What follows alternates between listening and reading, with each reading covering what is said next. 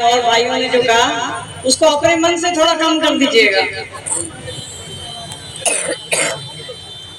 बहुत गर्मी लग रही है लोगों को, लग रही है ना? अभी अगर डीजे बजा दिया जाए तो किसी को गर्मी नहीं लगेगी, सब नाचेंगे पसीना पसीना, तब पंखा नहीं खोजेंगे, नहीं? हाँ, ये ज्यादातर लोगों को नहीं लग रही है। आप सभी यहाँ सुबह से बैठे हैं।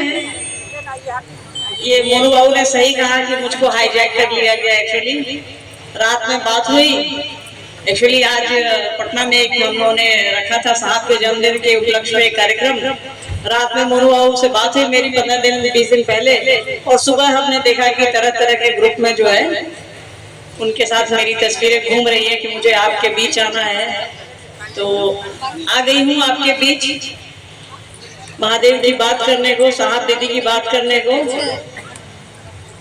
ज्यादा तो कुछ आता नहीं है, जो भी सीखा है साहब दीदी से ही सीखा है और महादेव ने सिखलाया है। आपको भी वही सिखला रहे हैं, मुझे भी वही सिखला रहे हैं, लोगों को भी वही सिखला रहे हैं, क्योंकि गुरु वही है, ज्ञान वही देंगे, बुद्धि वही देंगे, समझ वही देंगे। गुरु तो शिव है, कहीं कोई ऐसा नहीं है जो कोई नया है हमारे आपके बीच। ये वही शिव है जो हमारे आपके घरों में पूजित हैं, तस्वीरों में, कभी शिवलिंग के रूप में, कभी मूर्ति में, चौक चौराहों पर, गली में, मंदिरों में, शिवालयों में। कोई नए शिव को ला करके साहब ने हमारे आपके बीच नहीं रखा है। साहब ने उसी शिव को रखा है जिससे हम आप मांगते हैं, सब कुछ मांगते हैं, बाल बच्चा मांगते हैं, बेटा बेटी मांगते हैं, संपत्ति मांगते हैं, गाय गोरू मांगते हैं, चीजें मांगते हैं, और वो देते भी हैं। पर जो सबसे जरूरी चीज है वो नहीं मांगते, उनके उस रूप से कि वो ज्ञान भी देते हैं। वो गुरुओं के गुरु हैं, ज्ञान के निधि अगम है, और हम उनसे ज्ञान नहीं मांगते, सब कुछ मांग लेते हैं। जो चीजें यहाँ रह जाएंगी, हम लोग चले जाएंगे, चीजें यहाँ रह जाती हैं, हम लोग सब कुछ मांगते हैं जो यहाँ छूट जाएगा, और जो हमारे आपके साथ जाएगा वो नहीं मांगते हैं। वो उस परमात्मा की समझ, वो शिव की समझ वो नहीं मांग पाते हैं। तो साहब ने कहा कि जिससे सब कुछ मांगते हो उससे ज्ञान भी मांगो। वो सब कुछ देता है और ज्ञान भी देता है, ऐसा नहीं है कि वो ज्ञान नहीं देता है और बाकी चीजें देता है। क्योंकि यही शास्त्र, हमारे धर्म ग्रंथ, हमारी आध्यात्मिक पुस्तकें, हमारे जो किताबें हैं हमारी आपकी, सब कहती हैं कि शिव जगत गुरु हैं, गुरुओं के गुरु हैं, गुराधिपति हैं, विश्व गुरु का, दुनिया का गुरु कहा गया है उनको। जितने भी बड़ी बड़ी उपाधियां हैं ज्ञान की, शिक्षा की, आप उनके बारे में सोच सकते हैं। निधि अगम है, मतलब सोचिए कि ज्ञान के निधि, मतलब उनसे बड़ा ज्ञान किसी के पास नहीं है। सब कुछ को मिला दीजिएगा तो भी उनके ज्ञान के बराबर कुछ नहीं हो सकता।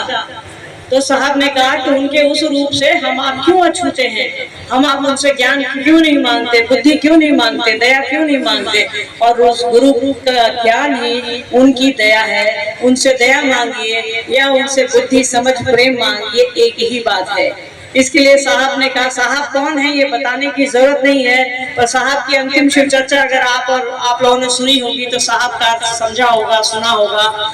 उसको सुनना ही नहीं है, उसको समझना है कि साहब किसको कहते हैं। तो वो खुद सुनिएगा और समझिएगा कि साहब किसको कहते हैं। तो हम लोगों के साहब ने बताया कि शिव को गुरु बनाइए। इनको गुरु बनाने के लिए उन्होंने 3 तरीके दिए हमको और आपको, 3 विधियां दी, 3 सूत्र दिए, जो बहुत ही आसान है। देखने में लगता है ये कठिन है, कुछ करने जैसा है, पर करने जैसा वहाँ कुछ भी नहीं है। शिव शिष्यता प्रेम की विधा है, प्रेम के लिए है, प्रेम पाने के लिए है, प्रेम से है। उसमें उन्होंने पहले सूत्र में कहा कि हे शिव आप मेरे हैं। मेरा शब्द, अभी मोनू व्याख्या कर रहे थे ना, बोल कि मेरा शब्द, हे शिव आप मेरे गुरु हैं, मैं आपका शिष्य हूँ, मुझे शिष्य पर दया करिए। तो जिसको अपना समझिएगा उसका काम भी कर लीजिएगा। अपना संबंध किसी से बन जाता है तो काम भी करते हैं उसका। तो दूसरा सूत्र क्या है, उसका काम ही है। साहब ने कहा है शिव शिष्य बनिए और शिव शिष्य बनाइए। तो शिव शिष्य बनने के क्रम में दूसरों को समझाना है, दूसरों को समझाने के क्रम में बनना है। दोनों चीजें हैं, एक सर्किल बन जाता है कि बनाने के लिए बनना है और बनने के लिए बनाना है। दोनों चीजें। हम आप किसी को समझाते हैं कि शिव मेरे गुरु हैं, उनको अपना गुरु बना लिए, तो हमारा आपका ध्यान, हमारा आपका मन उतनी देर उस शिव की परिधि में रहता है, भगवान शिव के इर्द गिर्द घूमता रहता है। सामने वाले को समझाना है, ये एक चाहत रहती है कि सामने वाले को बताना है हमारे आपके जीवन में जो जो फायदे हुए हैं, जो भी परिवर्तन हुआ है, वो हम आप बताते हैं कि देखिए शिव को गुरु बनाने के बाद मेरे बच्चा को नौकरी लग गई, मेरे बच्चे की शादी हो गई, मेरा घर बन गया, जो भी चीजें छोटी से छोटी और बड़ी से बड़ी, हम आप उनको बड़े प्रेम से समझाते हैं। इसलिए समझाते हैं कि वो समझे, वो भी गुरु की ओर चले, महादेव को अपना गुरु बनाए, अपना शिष्य भाव उनको अर्पित करे। और तीसरा, जैसे किसी को अपना समझिएगा तो उसकी बड़ाई कर लीजिएगा, दूसरा सूत्र उसकी बड़ाई करना है। तीसरा है, किसी को अपना समझिएगा तो याद आएगा, कोई अपना होता है तो याद आता है कि नहीं याद आता है, याद आएगा ही आएगा। तो तीसरा सूत्र वही है कि 108 बार नमः शिवाय से प्रणाम करने की कोशिश करनी है। साहब ने कहा है कि कोशिश करनी है, वो जानते हैं हमसे आपसे नहीं होगा, इसलिए उन्होंने कहा कि कोशिश करिए इसके लिए। और रगड़ा करते करते एक दिन साहब ने कहा, एक गीत की लाइन है ना कि एक दिन तुमको मुझसे मोहब्बत हो जाएगी, रगड़ा करते करते एक दिन हम आप शिव को प्रणाम कर लेंगे। और साहब ने कहा है कि शिव को अगर एक बार हमारा आपका मन प्रणाम कर ले तो 2-3 जन्म तक प्रणाम करने की जरूरत नहीं होती है।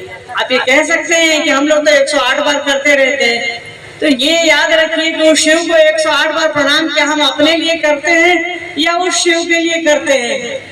जिस दिन उस शिव के लिए प्रणाम करिएगा, जिस दिन उस शिव को साहब दीदी के लिए प्रणाम करिएगा, आपका प्रणाम वहां तक पहुंचेगा।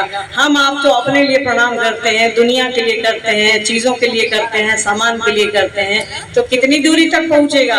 एक खिलौना आता है, बच्चा सब रबर लगा रहता है, आसमान में होता है, उसको उछालिएगा तो 10-12 फीट उछलेगा, उससे ज्यादा नहीं उछलेगा। तो हमारा